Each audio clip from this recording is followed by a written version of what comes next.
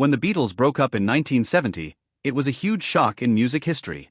For many years, fans wondered what really made the most famous band in the world split up.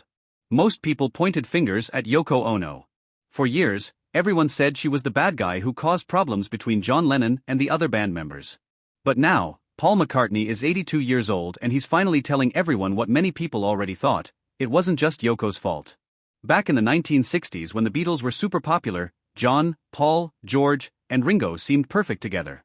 But behind closed doors, problems were starting. They didn't agree on music ideas, they had personal fights, and they all wanted different things.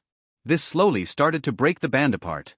John Lennon became really close with Yoko Ono, and she brought new problems that were hard to ignore. She wasn't just there watching, she got involved in Lennon's work, often staying in the music studio even when they were recording songs. Paul said it felt like she was getting in the way at the time, calling it like someone bothering them at work. But in newer interviews, including his podcast called McCartney: A Life in Lyrics, Paul has said more thoughtful things. He admitted that John and Yoko's friendship was really strong, and while it changed how the group worked together, it wasn't fair to blame only Ono. He realized that if John wanted Yoko to be with him, the rest of the band had to be okay with that.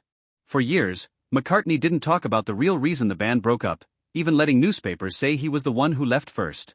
The truth was that Lennon had already said he wanted to leave before Paul told everyone publicly. That secret made him feel really bad. Paul later said that the band was already having big problems, whether Yoko was there or not. Ono once said that being blamed for the Beatles breaking up felt like being wrongly accused of murder, and looking back, McCartney agrees. In interviews over the years, he said that the group was falling apart for many reasons. Yoko just became the person everyone could easily blame. He has since called John and Yoko a great couple and even said he admires how strong they were as a team. So what really caused the breakup, according to Paul? It was a bunch of complicated problems all mixed together. They were having more fights about their music. Lennon was moving toward weird experimental music with Yoko's help, while McCartney liked making pretty, catchy pop songs. Their songwriting partnership that used to work perfectly was becoming more like a fight. George Harrison also felt left out.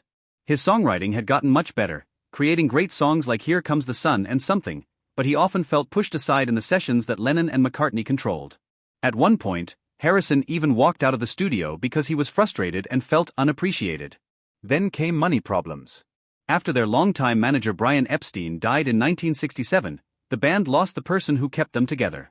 McCartney fought with their new manager Alan Klein, whose way of handling the band's money led to angry legal fights. Paul finally sued to break up the band, something he did not because he was mean but because he had to. During this tough time, McCartney went away to Scotland. He became really sad and questioned what he would do next, drinking too much alcohol to feel better. It was Linda, his wife, who helped him feel better, encouraging him to start making music again.